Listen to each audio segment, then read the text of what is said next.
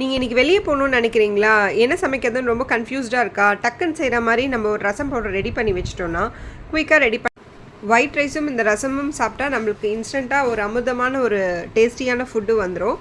உங்களால் செய்ய முடியலனா நீங்கள் எங்ககிட்ட ஆர்டர் பண்ணுங்கள். நான் ஹோம்மேட் ஹெல்த்தியான ரசம் பவுடர் வந்து உங்களுக்கு எந்த ப்ரிசர்வேஷனும் இல்லாமல் நாங்கள் ரெடி பண்ணி தரோம். நாங்கள் டிஸ்கிரிப்ஷனில் நம்பர் ஷேர் பண்ணுறோம்.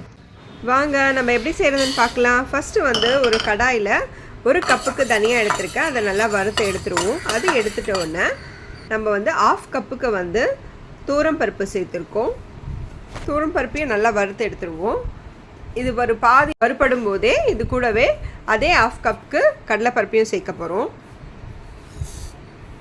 ஸோ இந்த மெஷர்மெண்ட் நான் சொல்கிற மெஷர்மெண்ட் படி நீங்கள் ரசம் பவுடர் பண்ணிங்கன்னா நிஜமாகவே ரொம்ப சூப்பரான ரசம் வந்து டெய்லி நீங்கள் சாப்பிட்லாம். அதே மாதிரி 1/2 கப்புக்கு மிளகு, 1/2 கப்புக்கு சீரகம், இது எல்லாத்தையும் சேர்த்து நல்லா வறுத்து எடுத்துடலாம். தீஞ்சிடக்கூடாது, தீயாமல் சிம்லேயே வச்சு நம்ம வறுத்து எடுத்துக்கணும். கலர் மாறணும்னு அவசியம் கிடையாது.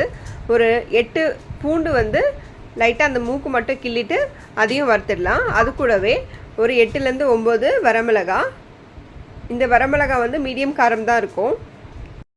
இதையும் வறுத்து எடுத்துட்டோன்னா நம்ம வந்து இந்த மசாலாவை வந்து காய வச்சு சூடு ஆறுனதும் ஃபேன் காற்றுல வச்சு சூடு ஆறுனதும் இதை வந்து நம்ம மிக்ஸி ஜாரில் போட்டு சூப்பராக நல்லா சாஃப்டாக அரைச்சிட்டோன்னா நம்மளுக்கு சூப்பரான ரசம் பொடி ரெடி.